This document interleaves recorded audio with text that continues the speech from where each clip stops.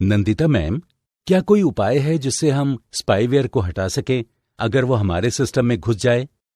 हाँ राजेश, कई तरीके हैं। चलो मैं तुम्हें बताती हूँ। विकसित तरीकों से पहले हमें आसान उपायों को आजमाना चाहिए। इसे खुद से करने में संकोच नहीं करना चाहिए। बेशक शुरू में थोड़ा जटिल लग सकता है, पर अगर ठीक से किया जाए तो हो सकता है। हालांकि ये विभिन्न उपकरणों के लिए अलग-अलग होगा, पर हम स्पाईवेयर ब्लॉकर सॉफ्टवेयर रखने और सुरक्षा जांच से उसकी शुरुआत कर सकते हैं। अपने सिस्टम से अस्थायी फाइल्स को जरूर हटा दो। इसी तरह मोबाइल फोन उपयोगकर्ताओं को वक्त-वक्त पर सॉफ्टवेयर अपडेट करते रहना चाहिए। अवांछित एप्लीकेशंस को हटाते रहें या फैक्ट्री रीसेट करते रहें। तो हमारे लिए जरूरी है कि हर वक्त सुरक्षा का ध्यान रखें और संदिग्ध लिंक पर क्लिक करने, किसी अनजान सॉफ्टवेयर को डाउनलोड करने से बचें, क्योंकि स्पाईवेयर वेब में हर तरफ मौजूद है और आज के मोबाइल या डेस्कटॉप में भी है। बार बार हमला होने से अच्छा है कि हम सिक्योरिटी सॉफ्टवेयर का प्रयोग करें और हमेशा सुरक्षित रहें।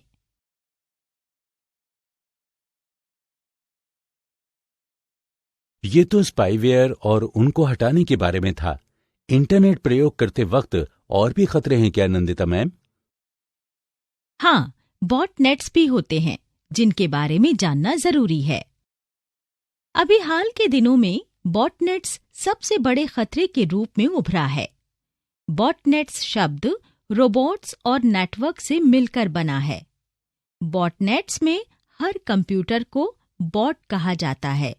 इस तरह के बॉट्स के नेटवर्क का इस्तेमाल कर साइबर अपराधी अपराध करते हैं और इसीलिए इसे बॉटनेट्स कहा जाता है।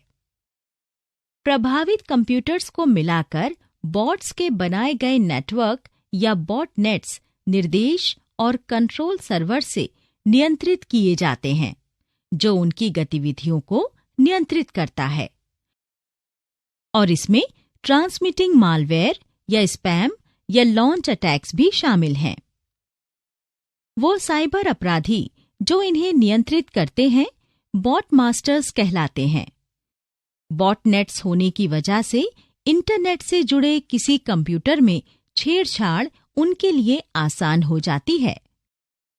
मालवेयर के जरिए किसी वेबसाइट पर आसानी से हमला, निजी जानकारी चोरी करना, फर्जी खबरें फैलाई जाएं और विज्ञापन दाताओं को आसानी से धोखा दिया जा सकता है।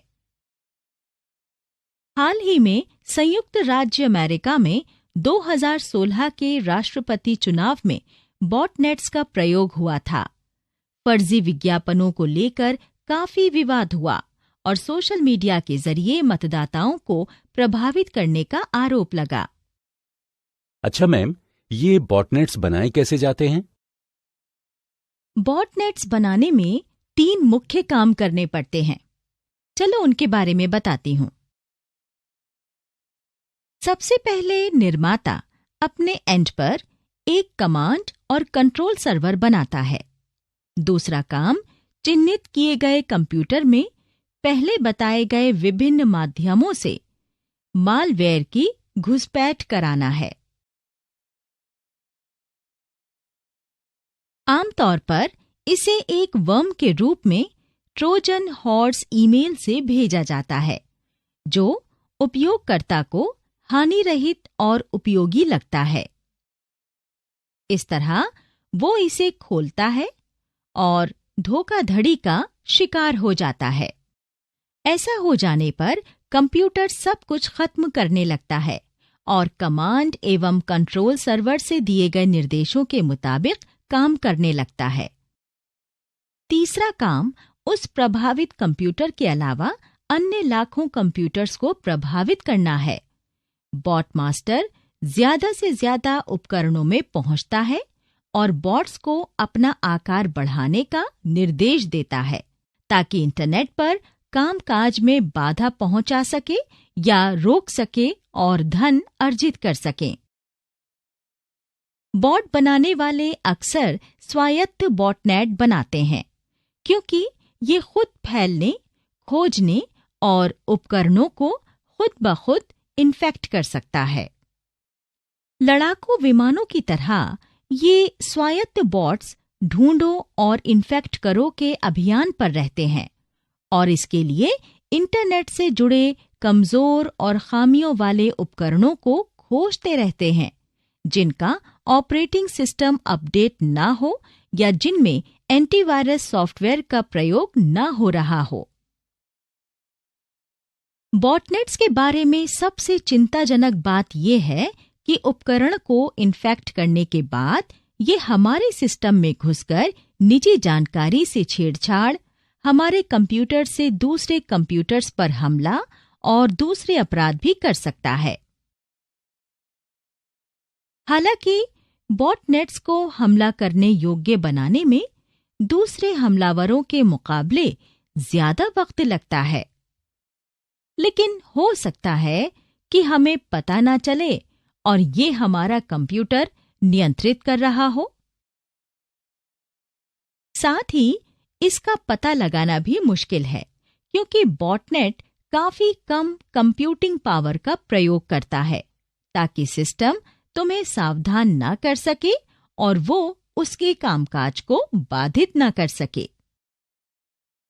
इसके अलावा साइबर सिक्योरिटी सॉफ्टवेयर से बचने के लिए वो लगातार अपना रूप बदलता रहता है। नए संस्करणों को ढूंढ पाना और भी कठिन है, क्योंकि बॉटनेट बनाने में नित नए प्रयोग किए जा रहे हैं। अच्छा, इंटरनेट इस्तेमाल करने के तो कई खतरे हैं। मैं इन मैलिशियस सॉफ्टवेयर से जरूर सावधान रहूंगा। आपने काफी मदद की नंदिता मैम, शुक्रिया। ये तो मेरा फर्ज था राजेश। अब तक हमने जो भी सीखा है उसके बारे में जानने के लिए किसी तस्वीर पर क्लिक करें। उस प्रकार का मालवेयर जो बिना जानकारी या अनुमोदन के तुम्हारी सूचना चोरी करने का प्रयास करे, उसे स्पाईवेयर कहते हैं। ये तुम्हारा पासवर्ड जानने के लिए एक वैध प्रोग्राम के जरिए वेब ब्राउजिंग डेटा का पता लगाने या कीबोर्ड पर दबने वाली कीज की निगरानी करता है। घरेलू स्पाईवेयर का ज्यादातर उपयोग नियोक्ता करते हैं ताकि उन्हें नेटवर्क में इंटरनेट की पूरी जानकारी मिलती रहे और अपने कर्मचारियों की ऑनलाइन गतिविधियों पर नजर रख सकें। व्यावसायिक स्पाईवेयर व्यावसायिक उद्यमों को नुकसान पहुंचाने के मकसद से बनाए जाते हैं। ज्यादातर हमें उनकी जरूरत नहीं होती, पर कुछ लोग इस तरह के जाल में फंस जाते हैं। की लॉगर्स स्पाईवेयर होते हैं जो पासवर्ड्स के अलावा हमारे की स्ट्रोक का डेटा रखते हैं। चैट लॉगर्स और ईमेल रिकॉर्डर्स भी स्पाईवेयर के प्रकार हैं। इस तरह के स्पाईवेयर हमें आए या भेजे हुए सभी चैट्स और ईमेल्स को दर्ज करते हैं। वो हमारे ईमेल अकाउंट या चैट मेल से कीमती जानकारी चोरी कर सकते हैं। Modem hijacking software internet connection वाले किसी मोबाइल फोन के डायलर में पहुंचने के लिए बनाया गया है। कई उपभोक्ताओं को ज्यादा फोन बिल चुकाना पड़ता है क्योंकि मॉडल हाईजैकर सॉफ्टवेयर उनके फोन में डायलर इंस्टॉल कर देता है। हम स्पाईवेयर ब्लॉकर सॉफ्टवेयर और सुरक्षा जांच से स्पाईवेयर को हटा सकते हैं।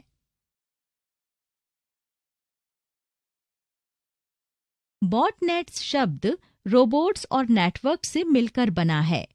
बॉटनेट्स में हर कंप्यूटर को बॉट कहा जाता है। इस तरह के बॉट्स के नेटवर्क का इस्तेमाल साइबर अपराधी अपराध करने में करते हैं, इसीलिए इसे बॉटनेट्स कहा जाता है।